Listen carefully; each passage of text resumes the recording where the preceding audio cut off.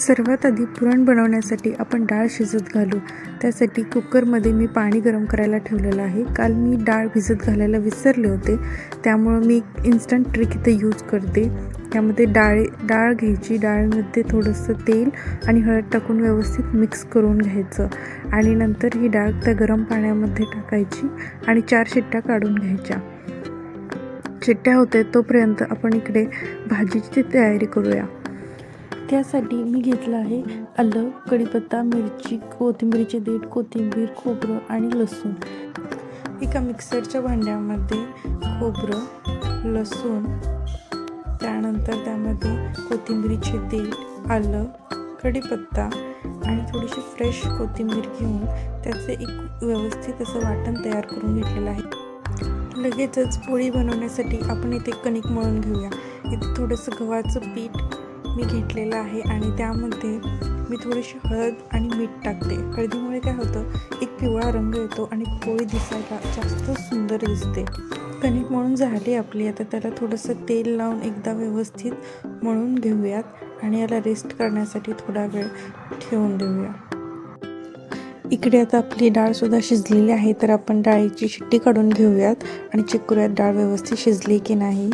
तर बघू शकता डाळ एकदम मऊसूत शिजलेली आहे। आता ही डाळ आपण एका चाळणीमध्ये काढून घेऊयात आणि डाळीचं जे पाणी आहे ते फेकून नाही द्यायचं, ते पाणी आपण आमटीसाठी यूज करणार आहोत। लगेचच गॅसवरती कढई ठेवून त्यामध्ये उकडलेली डाळ टाकू, नंतर त्यामध्ये थोडंसं गूळ टाकून ते व्यवस्थित मिक्स करून घेऊ। गूळ आणि डाळ व्यवस्थित मिक्स झाल्यानंतर त्यामध्ये थोडीशी सुंठ पावडर टाकून परत एकदा डाळ व्यवस्थित मिक्स करून घेऊ आणि त्यानंतर त्याचं आपण पुरण वाटून घेऊया। आता एका पातेल्यामध्ये 2 चमचे तेल घेऊन त्यामध्ये मोहरी ॲड करूयात। मोहरी छान तडतडली की त्यामध्ये फ्रेश कढीपत्ता ॲड करून लगेचच आपण बनवलेलं वाटण त्यामध्ये मिक्स करून घेऊयात। वाटण छान मिक्स झाल्यानंतर त्यामध्ये लाल तिखट, हळद, काळं तिखट, गरम मसाला, धनेपूड हे सगळं टाकून व्यवस्थित मिक्स करून घेऊयात। त्यानंतर यामध्ये 2 पळी आपण मगाशी काढलेलं जे पाणी होतं डाळीचं ते मिक्स करून मंद आचेवरती आपण हे जे मिक्सचर आहे ते छान तेल सुटेपर्यंत भाजून घेऊयात। आता तुम्ही बघू शकता याला छान तेल सुटलेलं आहे। यामध्ये आता राहिलेलं सगळं पाणी ॲड करून आता याला एक उकळी काढून यावरती कोथिंबीरीने गार्निशिंग करूयात आणि आपली कटाची आमटी तयार झालेली आहे। इकडे मी एका कुकरमध्ये पटकन भातसुद्धा लावून घेतलेला आहे। आता गुळवणी बनवूयात। गुळवणी बनवण्यासाठी एका छोट्याशा भांड्यामध्ये मी पाणी घेतलेलं आहे। पाणी थोडंसं गरम करायचं आणि त्यामध्ये गूळ टाकायचा आणि ते व्यवस्थित हलवून घ्यायचं आणि एक उकळी फुटल्यानंतर आपली गुळवणीसुद्धा लगेचच तयार झालेली आहे।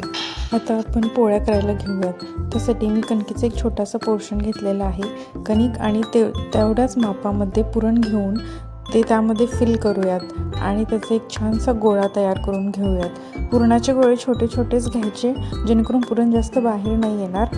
आता त्याला व्यवस्थितपणे लाटून घेऊयात। जसं मी लाटते एकदम हलक्या हाताने लाटून घ्यायचं, म्हणजे पुरण फुटणार नाही आणि पोळीतून बाहेर येणार नाही। आता तवा गरम झालेला आहे, त्यावरती थोडंसं तेल आपण टाकून घेऊयात जेणेकरून पोळी चिटकणार नाही आणि आपली पोळी त्यावरती आता टाकूयात। पोळी दोन्ही बाजूनी व्यवस्थित भाजूया आणि आपल्या मऊ लुसलुशीत आणि गरमागरम पोळी तयार झालेली आहे। आता सर्वात शेवटी म्हणजे जेवायच्या वेळेस मी पापड आणि भजी तयार करून घेतलेले आहेत। भज्याची जर रेसिपी तुम्हाला हवी असेल तर मला कमेंटमध्ये सांगा, मी तुम्हाला डिटेल रेसिपी। फक्त 2 तासामध्ये आपली पुरणाची ही थाळी तयार आहे बनवून। अशाच छान रेसिपीजसाठी लाईक, शेअर आणि सबस्क्राईब।